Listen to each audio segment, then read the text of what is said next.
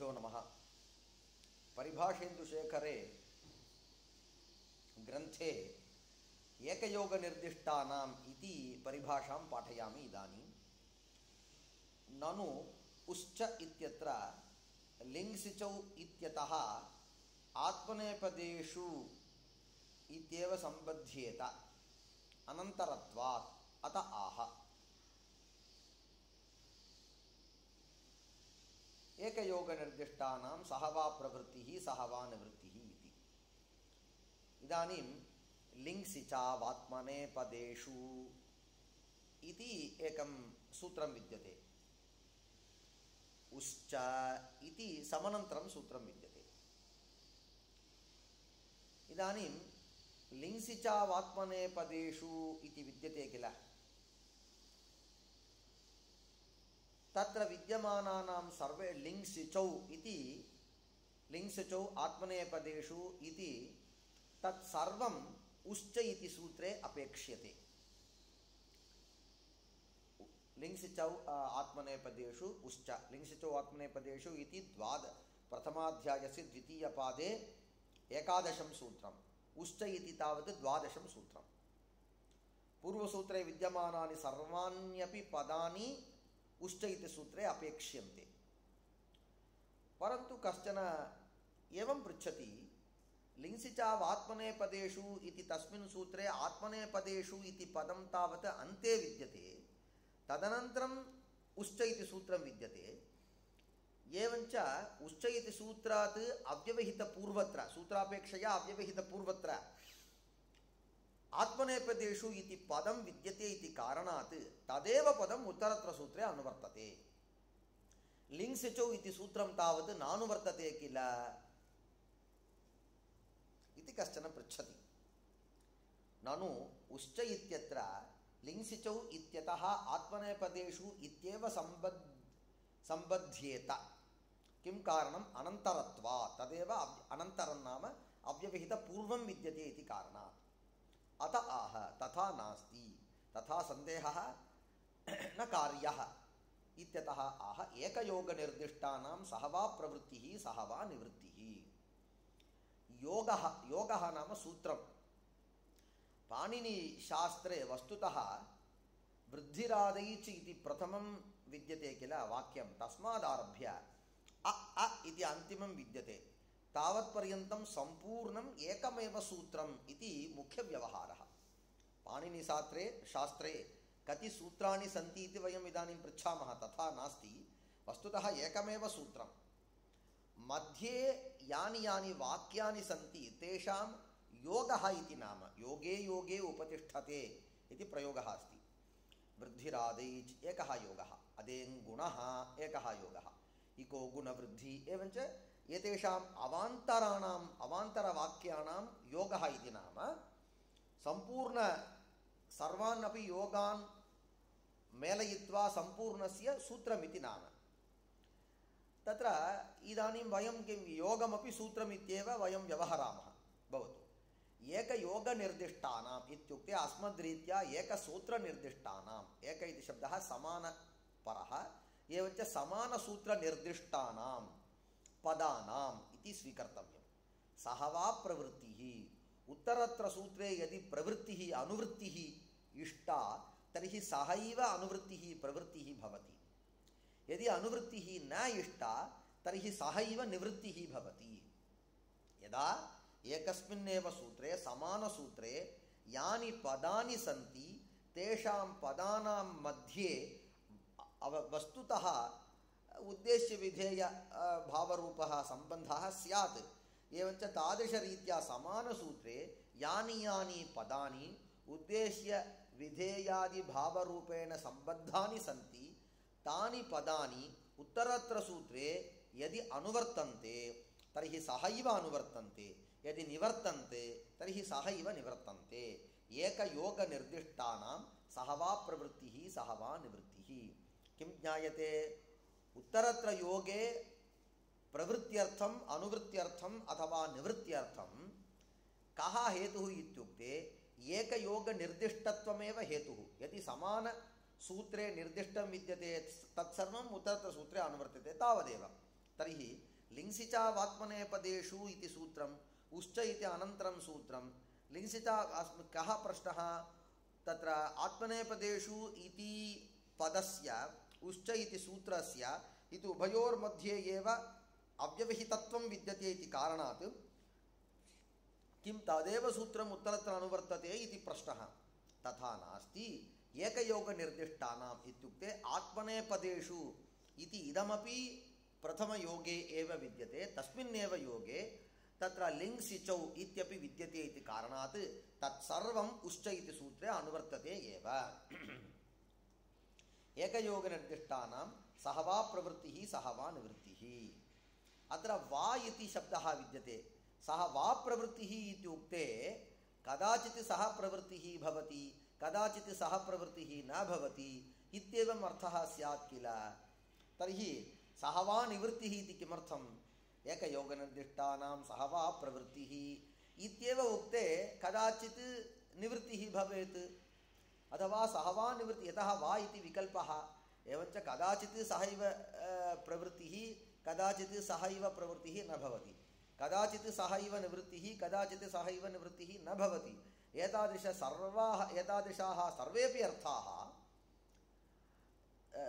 वा प्रवृत्तिः, एकयोगनिर्दिष्टानां सह वा प्रवृत्तिः इत्युक्ते एव एते अर्थाः लभ्यन्ते इति पृच्छति। तदानीं वदति नागेशभट्टः वदति, ननु अत्र वा इति एवकारार्थे विद्यते।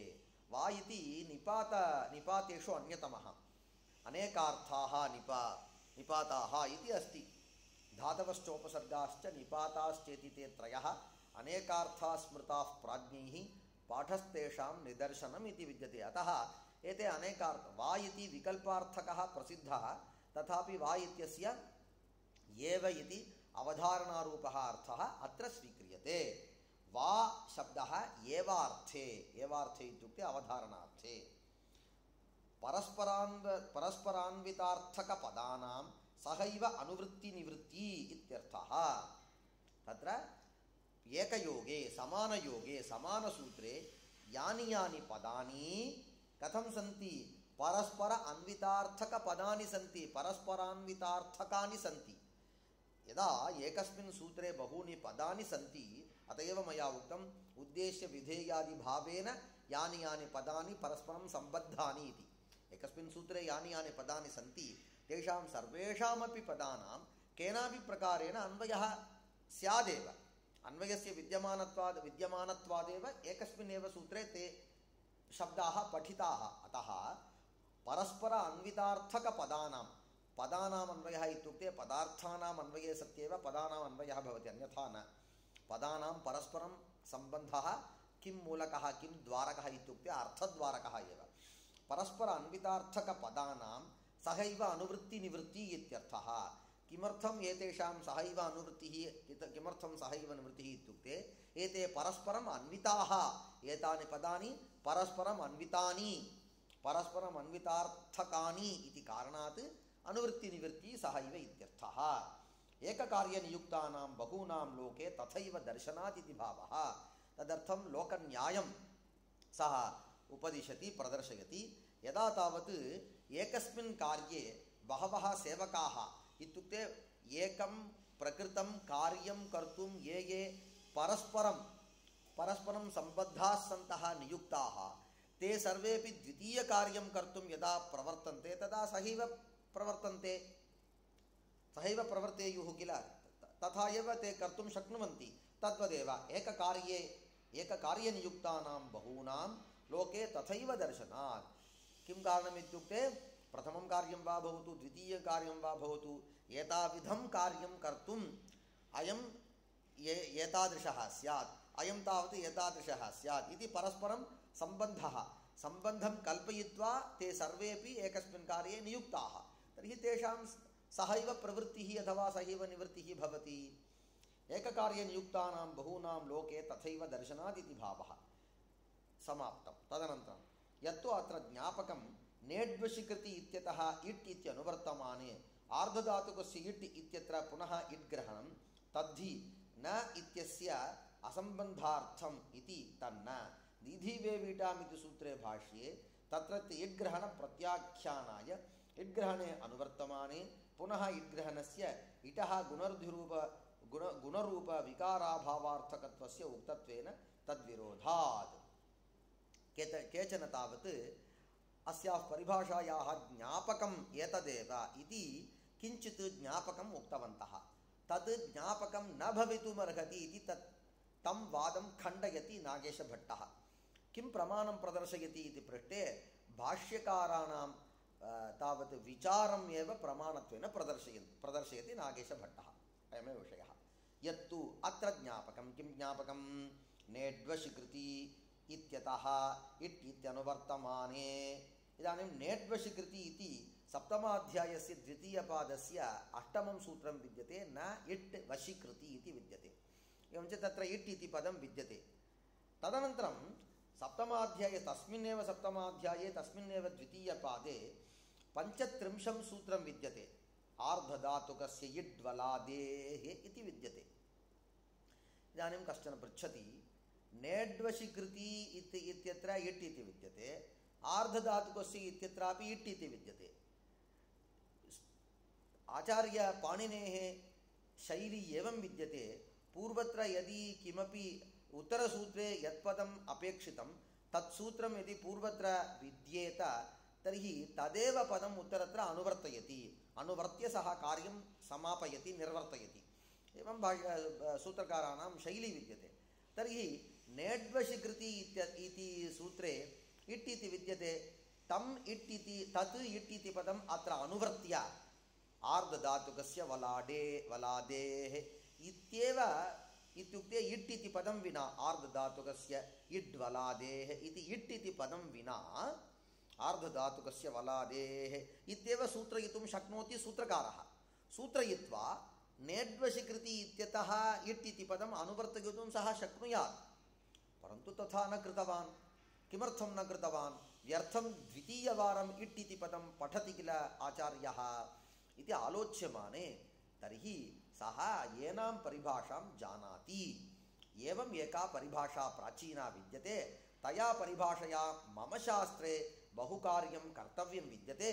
अतः सा परिभाषा मम शास्त्रे इष्टा। तया परिभाषया इष्टं कार्यं बहु सिद्ध्यति मम, परन्तु प्रकृते तया परिभाषया तावत् अनिष्टं किञ्चित् प्राप्नोति। अतः किम् अनिष्टं प्राप्नोति? पश्यतु, सः चिन्तयति, पाणिनिः चिन्तयति इति केचन वदन्ति। तत् खण्डयति नागेशः। आर्धधातुकस्य वलादेः इत्यपि सूत्रयितुं शक्नोति पाणिनिः। सूत्रयित्वा न इड्वशीकृति इत्यतः इट् इति पदम् अनुवर्तयितुं सः शक्नोति। तथापि किमर्थं तथा अकृत्वा पुनः अत्र पठति इति पृष्टे नेड्वशीकृति इत्यत्र न इति पदं विद्यते, इट् इति पदमपि विद्यते। उभयोः पदयोः सम्बन्धः विद्यते। इत्युक्ते न इति निषेधः क्रियते। कस्य निषेधः? इट् निषेधः। तर्हि तत्र नञ् इट् इति उभयोः पदयोः परस्परम् अन्वयः विद्यते।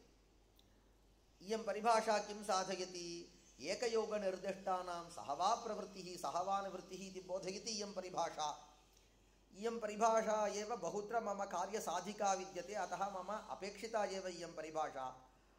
तत्र अस्मिन् सूत्रे आर्धधातुकस्य इट् इत्यत्र इट् इति पदम् अनुक्त्वा नेड्वशिकृति इत्यतः केवलम् इटम् इति पदं तावत् यदि अनुवर्तयितुम् अहम् इच्छामि, पाणिनिः यदि इच्छेत्, तर्हि अनया परिभाषया न इत्यपि तत्र प्राप्नोति। किं कारणं? तत्र सूत्रे नेड्वशिकृति इति सूत्रे न इट् इत्यनयोः परस्पर अन्वयः विद्यते। इदानीं किमुक्तं? परस्पर अन्वितार्थकपदानां सहैव प्रवृत्तिः सहैव अनुवृत्तिः इत्युक्तम्। एवञ्च अनया परिभाषया यदा अहम् इट् इति एतत् पदं वाञ्छामि तत्र अनुवर्तितुम् अथवा अनुवर्तयितुं, तथा तेन पदेन साकं नञ् अपि अत्र अनुवर्तेत। तर्हि आर्धधातुकस्य इट् वलादेः इति इड् आगमे कर्तव्ये इष्टे इट् निषेधः स्यात्। अतः पाणिनिः किं कृतवान्? तस्मात् इट् इति पदं तावत् अननुवर्त्य स्वतन्त्रतया अत्र आर्धधातुकस्य इट् इत्येव पठितवान्। एवञ्च आर्धधातुकस्य इड्वलादेः इति सूत्रे इट् इति पठनमेव ज्ञापकम्। एवम् एका परिभाषा पाणिनि इतरप्राचीनपरिभाषा तावत् पाणिनिव्याकरणे इष्टा। एवञ्च या इष्टा तया प्रकृते तावत् कार्यं न भवति इति कृत्वा स्वतः एव इट् इति पदं पठितवान्। एवञ्च तदेव ज्ञापकम् इति केचन वदन्ति। यत्तु अत्र ज्ञापकं नेड्वशिकृति इत्यतः इट् इत्यनुवर्तमाने आर्धधातुकस्येट् इत्यत्र पुनः इट् ग्रहणं तद्धि न इत्यस्य असम्बन्धार्थम् इति तन्न, परन्तु तद् ज्ञापकं न भवति इति नागेशभट्टः वदति। दीधीवेवीटाम् इति सूत्रे भाष्ये तत्रत्य इड्ग्रहण प्रत्याख्यानाय इड्ग्रहणे अनुवर्तमाने पुनः इड्ग्रहणस्य इटः गुणरूपविकाराभावार्थकत्वस्य उक्तत्वेन तद्विरोधात्। अयं वदति तत्र एवं विचारं प्रस्तोतुं शक्नुमः। इतः पूर्वम् एतावत् एतदेव ज्ञापकम् इति उक्तवन्तः तथा वक्तुं शक्नुमः, परन्तु भाष्यविरोधः भवति। भाष्यविरोधः न स्यात् इति सङ्कल्पः विद्यते नागेशभट्टस्य। भाष्यकारः किं कृतवान्, दीधीवेवीटाम् इति सूत्रं विद्यते किल, तत्र पश्यन्तु वृद्धिरादैच् अदेङ् गुणः इको गुणवृद्धि न धातुलोप आर्धधातुके किङ् इति च दीधीवेवीटाम् इति विद्यते। तत्र किं दीधीवेवीटां गुणः तत्र विशिष्य इट् इत्यस्य गुणः न भवति इति गुणनिषेधः क्रियते। न धातुलोप आर्धधातुके किङ् इति च दीधीवेवीटाम् इति विद्यते। दीधीवेवी इति धात्वोः छन्दो विषयत्वात् सम्पूर्णं सूत्रं खण्डयति, प्रत्याख्यानं सूत्रस्य करोति भाष्यकारः। किं कारणम् इत्युक्ते दीधीवेवी इति धातुद्वयं तावत् छन्दो विषयमेव। दृष्टानुविधिः छन्दसि इति कारणात् यथा प्रयुज्यते तथा तत्र कुर्मः। गुणः न भवति वृद्धिः भवति इति निषेधस्य आवश्यकता नास्ति। इट् विषये तावत् इटः गुणः न भवति इति पाणिनिः एव ज्ञापयति इति वदति भाष्यकारः। कुत्र दीधीवेवीटाम् इत्यत्र दीधीवेवी इटाम् इति विद्यते किल, इट् इत्यस्य गुणः न भवति इत्येव किल तत्र अर्थः। तत् न वक्तव्यं। न वक्तव्यम् इत्युक्ते गुणः इष्टः इति न तात्पर्यं। गुणः न इष्टः, परन्तु तदर्थम् इदं सूत्रं व्यर्थं। किं कारणम् इत्युक्ते अन्येन प्रकारेण अहं साधयामि। कः वदति भाष्यकारः। कः सः प्रकारः? भाष्यकारः वदति नेड्वशिकृति इति सूत्रे इट् इति पदं विद्यते। इट् इति पदं तावत् कुत्र अनुवर्तते? आर्धधातुकस्य इड् वलादेः इति सूत्रे इट् इति अनुवर्तते। यदा यदा अनुवर्तते अनुवृत्तम् इट् इति पदं कुत्र अस्ति? आर्धधातुकस्य इत्यत्र अनुवृत्तं पदं विद्यते, प्राप्तं पदं विद्यते। पुनरपि सूत्रकारः आर्धधातुकस्य इट् इति पदं पठति। तेन अनुवृत्तम् एकम् इट् इति पदं, सूत्रे पठितम् अन्यत् इट् इति पदं। तर्हि आर्धधातुकस्य इट् वलादेः इति भवति। किमर्थं द्विवारम् इट् वदति सः? किमर्थं द्विवारम् इट् आगमं विधत्ते पाणिनिः इति आलोच्यमाने वलादेः आर्धधातुकस्य यः इट् आगमः सः इट् आगमः एव भवति। किम् इट्टागमः एव किल, इट् इट्टेव किल, किमर्थं द्विवारं वदति इत्युक्ते तस्य विकारः कदापि न भवति। एवञ्च वलादेः आर्धधातुकस्य यः इट्टागमः तस्य इटः विषये ये विकाराः इतरे प्राप्ताः, शास्त्रतः प्राप्ताः, ते सर्वे न भवेयुः इति द्विवारं कथनेन सः ज्ञापयति पाणिनिः इति कः वदति? भाष्यकारः वदति। एवञ्च इट् आगमस्य गुणः न भवति इति अनेनैव प्रकारेण सूत्रेण सिद्धं विद्यते। तर्हि पुनः दीधीवेवीटाम् इत्यत्र इट् इति पठनं न आवश्यकम् इति तस्य प्रत्याख्यानं करोति। प्रत्याख्यातिकः भाष्यकारः। तर्हि इतः पूर्वं कैश्चित् किम् उक्तम्? अत्र ज्ञापकं नेड्वशिकृति इति सूत्रात् इट् इति पदम् अनुवर्तयितुं अनुवृत्तम् इति न वदन्ति, अनुवर्तयितुं शक्नुवन्ति। तथा सति अनुवृत्तम् इट् इति पदम् आदाय एव कार्यं साधयितुं शक्नोति पाणिनिः। कुत्र? आर्धधातुकस्य इड्वलादेः इति सूत्रे इट् इति पदम् अनुक्त्वा, तथापि पुनः इति मास्तु, तथापि इट् इति यतः वदति तेन तस्मात् सूत्रात् इट् इति पदं न अनुवर्तेत इति इच्छति पाणिनिः इति ते उक्तवन्तः। किं कारणं? नेड्वशिकृति इत्यत्र इट् इति पदस्य न इति पदस्य च उभावपि शब्दौ कथं स्तः इत्युक्ते परस्पर अन्वितार्थक शब्दौ स्तः। अतः यदि तत्र इट् इत्यस्य अपेक्षा तर्हि न इत्यपि प्राप्नुयात्। अतः तन्मास्तु इति पुनः अत्र पठितवान् इति वदन्ति, ज्ञापकमिति ये वदन्ति ते तथा वदन्ति। यदि तथा अङ्गीकुर्मः तर्हि भाष्यविरोधः किल स्यात्? किं कारणं? भाष्यकारः किम् उक्तवान्? तत्पदम् अत्र अनुवर्तते इति उक्तवान्। नेड्वशिकृति इत्यतः न इति त्यक्त्वा केवलम् इट् इति पदम् अनुवर्तते, तर्हि द्विवारम् इट् इति भवति। द्विवारम् इट् इति कथनेन गुणः न भवति। एवञ्च दीधीवेविटाम् इत्यत्र इट् इत्यस्य प्रत्याख्यानं करोति। एवञ्च भाष्यविरोधः भवति इति कारणात् तत् ज्ञापकं न भवति, ज्ञापकम् इति न वक्तव्यम् इति सूत्रे भाष्ये तत्र इड्ग्रहण प्रत्याख्यानाय, तत्र इत्युक्ते दीधीवेविटाम् सूत्रे इड्ग्रहणे अनुवर्तमाने पुनरिड्ग्रहणस्य इटः गुणरूपविकाराभावार्थकत्वस्य, इडागमस्य गुणरूपविकाराभावार्थकत्वं इट् इति द्वितीयवारम् इट् इति कथनं किमर्थम् इत्युक्ते इटः गुणरूपविकार अभावार्थम् उक्तत्वात् तद्विरोधात् भवतु। तर्हि इदानीं कां परिभाषां वयं पठितवन्तः? एकयोगनिर्दिष्टानां सहवा प्रवृत्तिः सहवानुवृत्तिः। यदि भाष्यकारः एव स्वतः तत् असाधु वदति इति वक्तुं शक्नुमः किम् इति अन्यः कश्चन पृच्छति। एकयोगनिर्दिष्टानां सहवा प्रवृत्तिः इत्युक्तत्वात् नेड्वशिकृति इत्यतः इट् इति पदं यदि अनुवर्तेत तर्हि तस्मादेव सूत्रात् न इति नन्यपि अनुवर्तेत किल, तर्हि महान् दोषः किल। एवञ्च परिभाषा विरुद्धतया भाष्यकारः अब्रवीति इत्येव किल वक्तव्यम् इति पृच्छति। तदानीं तदर्थं प्रकारान्तरेण समाधत्ते नागेशभट्टः। क्वचित् एकदेशोऽपि अनुवर्तते इति समनन्तरम् एका परिभाषा आगमिष्यति। सा परिभाषा किं प्रतिपादयति? कुत्रचित् परस्पर अन्वितार्थक पदानां मध्ये एकदेशः अपि अनुवर्तयितुं शक्नोति इति वदति। एवञ्च तया परिभाषया नेड्वशि इत्यत्र न इति एतत् त्यक्त्वा केवलम् इट् इति अनुवर्तते इति स्वीकुर्मः। नञः निवृत्तिस्तु क्वचित् एकदेशोऽप्यनुवर्तते इति न्यायेन सिद्धा। भवतु, एतावत्पर्यन्तं समाप्तं। तदनन्तरं वस्तुतस्तु दीधीवेवीटाम् इति सूत्रस्थ भाष्यम् एकदेशयुक्तिः आर्धधातुकस्य इति सूत्रस्थ इड्ग्रहणस्य नेड्वशि इति सूत्रे भाष्ये प्रत्याख्यानात्। तदनन्तरं स्वयं वदति दीधीवेवीटाम् इति सूत्रस्थ भाष्यम् एकदेशयुक्तिः।